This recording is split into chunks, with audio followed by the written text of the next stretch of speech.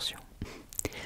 Pour nous ça s'est très bien passé, ils venaient voir et comme on n'avait rien à manger sur nous, que ce soit pour eux ou pour nous-mêmes, bah, ils se lassaient très vite et ils repartaient de leur côté. Mais ça faisait plaisir, c'était très très chouette à voir. Et en vrai moi j'ai beaucoup aimé la ville et j'ai trouvé qu'il n'y avait pas tant de monde que ça. Il y avait du monde mais c'était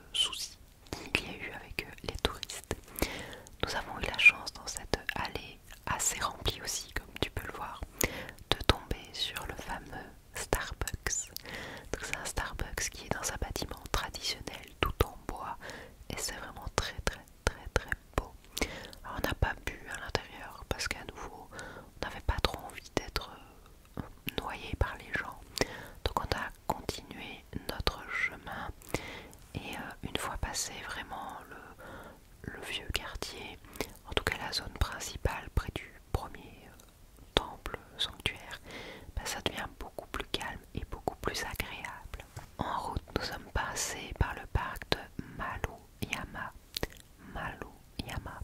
qui est très prisé en automne et au printemps pour les sakuras et les érables. Mais là, il n'y avait pas trop de monde vu qu'on était vraiment juste avant la saison des érables, malheureusement. Et je suis trop contente parce que j'ai vu ma première plaque d'égout Pokémon. C'est très bizarre de se réjouir de voir des plaques d'égout, mais au Japon, les plaques d'égout, c'est une institution à part entière. Malheureusement, ça a été la seule plaque d'égout que j'ai vue de mon voyage sur la thématique Pokémon, mais j'étais trop contente. D'ailleurs, pour l'anecdote, au début je ne l'avais même pas vue. C'est mon chéri qui voyait quelqu'un prendre une photo du sol, qui s'est demandé quoi et qui a regardé. Et là, il l'a vue. Voilà, j'étais contente. Nous sommes ensuite arrivés au sanctuaire Heian Jingu. Et pour y accéder, on doit passer sous un énorme torii. Je pense que c'est le plus grand du voyage qu'on ait vu. Très impressionnant. À nouveau dans ce sanctuaire, il n'y avait presque personne. D'ailleurs, on a croisé pas mal de gens en yukata, parce que tu peux louer des yukata pour te faire prendre en photo. Je regrette un petit peu avec le recul de ne pas l'avoir fait, mais sur le coup on voulait enchaîner tellement de choses qu'on n'a pas pris le temps de le faire. Mais si j'y retourne, j'avoue que j'aimerais bien faire l'expérience. Et typiquement je me dis que ce sanctuaire est bien pour les photos parce qu'il n'y a pas trop de gens. Il y avait l'air d'avoir un jardin magnifique, mais il était payant. Et à nouveau, comme on avait pas mal de sanctuaires, temples à aller visiter, nous n'avons pas pris le temps. Je pense que si on y retourne, on fera ce jardin parce que j'ai vu quelques photos et ça avait l'air vraiment très beau. Après, de là, nous avons été jusqu'au temple de Nanzenji. On a tout fait à pied ce jour-là. Il y a moyen de relier tous les lieux avec des bus, mais je trouvais ça très chouette de faire ça à pied parce que c'est à droite de Kyoto et de A à Z. Je pense qu'il doit y avoir 2 bonnes heures de marche, mais du coup en faisant les arrêts, on va dire tous les endroits sont plus ou moins sur le chemin, donc c'est très chouette pour découvrir plein de petites choses en dehors des sentiers battus entre les lieux touristiques. Ce temple était assez calme et on a pu y voir l'aqueduc Shuirokaku qui fait très européen dans sa construction, je trouve. Nous avons ensuite rejoint le temple Eikando, mais nous n'avons pas vraiment pris le temps de faire le tour. C'était à nouveau payant, mais comme je voulais absolument aller au dernier endroit avant qu'il fasse nuit, nous avons continué notre chemin et nous avons emprunté le chemin de la philosophie, qui est cette petite route très calme qui relie le temple d'Eikando et le temple de Kingakuji, donc le dernier temple que nous allions faire. Alors, la promenade était très calme, c'est un chemin d'environ 2 km qui longe un petit cours d'eau et sur lequel il n'y a pas de voiture, donc c'est très apaisant. Mais au printemps, c'est également un chemin sur lequel il y a énormément de sakura. Donc je pense que là, ça doit être beaucoup plus brisé. Je pense qu'au final, le mois d'octobre, pour la foule, n'était pas un si mauvais choix, parce qu'il faisait encore très chaud, moins qu'en été, mais il faisait chaud. Mais on était avant les Momiji les Momiji qui sont l'attraction touristique de l'automne, automne limite hiver, mais on était pas forcément en dehors des cerisiers du Japon, donc c'est une période qui était assez calme, je trouve. Et finalement, donc nous sommes arrivés au temple Kinkakuji, qui est également appelé le pavillon d'argent, qui était très joli, donc l'entrée est également payante. Et t'as une très belle vue sur la ville de Kyoto, c'était très chouette. De là, nous sommes retournés à l'hôtel, à nouveau à pied. Je peux te dire qu'on était bien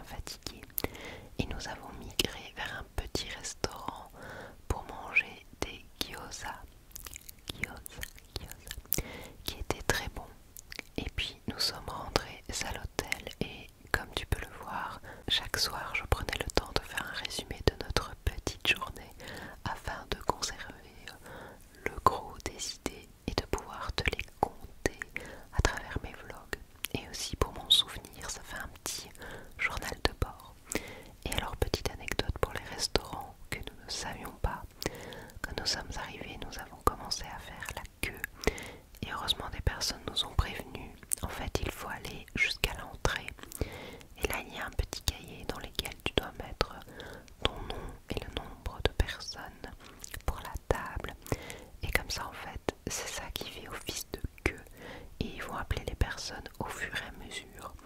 Et donc, si tu te mets dans la file et que tu attends, bah, tu ne passeras juste jamais. Apparemment, c'est un fonctionnement assez classique dans pas mal de restaurants au Japon. Donc, c'est pour noter que, en fonction, il faut regarder un peu ce que les gens font autour de soi. Mais si on voit qu'ils vont vers l'entrée, c'est qu'ils vont noter le nom et il faut faire pareil. Voilà. Heureusement, de gentilles personnes nous ont prévenus. Le lendemain, nous avons été au Fushimi Inari. Fushimi Inari, qui est le plus grand sanctuaire Shinto du Japon et qui est vraiment magnifique. Il est constitué d'un chemin dans la montagne avec plus de 10 000 torii. 10 000 torii. On a fait toute la promenade, ça mettait environ 2h30, 3h et c'était vraiment très très chouette. Alors au début il y a énormément de monde, mais ça vaut la peine de continuer à monter, bien que ce soit fatigant, parce qu'une fois passé un certain niveau, ben, il n'y a presque plus personne comme tu peux le voir dans les extraits vidéo. Et donc c'est à nouveau très calme et apaisant. Il faut juste aller plus loin que là où vont la plupart des touristes. Par contre, il faisait très chaud ce jour-là. Et les escaliers à monter dans la montagne, je peux te dire que ça a été horrible. Bien que j'ai adoré la journée, ça a été horrible. D'ailleurs, pour tout te dire, j'ai eu tellement chaud que mon sac à dos noir a déteint sur ma robe blanche. J'étais dépitée. Heureusement, maintenant, de retour en Belgique, je l'ai lavé à plusieurs reprises avec du détachant et j'ai su ravoir les taches, donc je suis contente. Et en descendant, nous avons pris à manger, dont ces brochettes de wagyu, des frites de patates douces et une petite glace à la fraise. Et je peux te dire, je ne sais pas si c'est la chaleur, je ne sais pas si c'est la fatigue, mais ça a été le meilleur repas de notre voyage. On l'a tellement savouré que jusqu'à la fin du voyage, on avait envie d'y retourner pour en remanger. Voilà, je sais pas si c'était vraiment incroyable